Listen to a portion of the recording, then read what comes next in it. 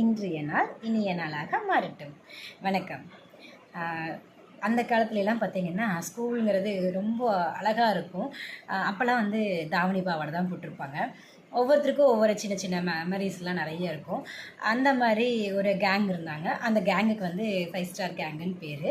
அது ஏன்னா 5 பேர் இருப்பாங்க. 5 ஸ்டார் படம் வந்த புதுசு, அதனால அவங்களுக்கு 5 ஸ்டார் கேங்குன்னு பேர். அதில் 4 பேர் வந்து 11th ஸ்டூடெண்ட், ஒருத்தி மட்டும் +2 ஸ்டூடெண்ட்டு. அவளுக்கு கண்டுபிடிக்க முடியாது +2 யார் 11th யாருன்னு கண்டுபிடிக்க முடியாது. ஏன்னா எல்லோரும் ஒரே கலர் யூனிஃபார்ம் போட்டிருப்பாங்க. அதனால் ரிப்பன் வச்சு தான் கண்டுபிடிக்க முடியும். 1 ஃப்ளாட் போட்டாங்கன்னா யார் இந்த 11th 12th கூட கண்டுபிடிக்கவே முடியாது. லாஸ்ட்டு ஃபைனல் எக்ஸாம் அவளுக்கு பப்ளிக் முடிஞ்சிருச்சு. 4 பேரும் ஃப்ரெண்ட்ஸ் எல்லோரும் உள்ள என்ட்ரி ஆகிறாங்க. அவள் வெளியே வெயிட் பண்ணிகிட்ருக்கா, ஸ்கூலுக்குள்ள என்ட்ரியில் வெளியே வெயிட் பண்ணிகிட்ருக்கா.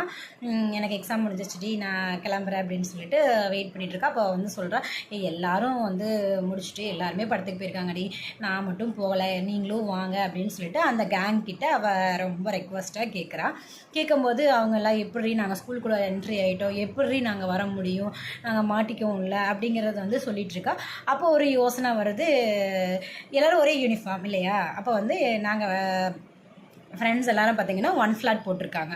1 ஃப்ளாட் போட்டுட்டாங்கன்னா வந்து ரிப்பன் இல்லைன்னா இவங்க +2வா +1ன்னு சொல்லி அந்த ஸ்கூல் நம்ம ஒரு முடிவெடுத்து போயிடலாம் அப்படின்னு சொல்லிட்டு அவங்க இந்த கேங் வந்து கிளம்பிட்டாங்க.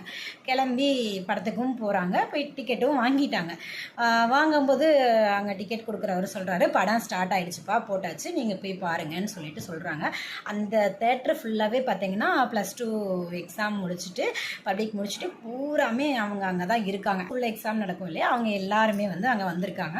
இவங்க 5 பேரும் உள்ள என்ட்ரி ஆகுறாங்க. என்ட்ரி ஆகும்போது பார்த்துட்டிங்கன்னா ஒரு சாங் வந்து வருது. உள்ள இவங்க டோர் ஓப்பன் பண்ணுறாங்க. அப்போ வந்து ரோஜா கூட்டம் படத்தில் ஆப்பிள் பெண்ணே நீ யாரோங்கிற சாங் வந்து ஸ்டார்ட் ஆகுது.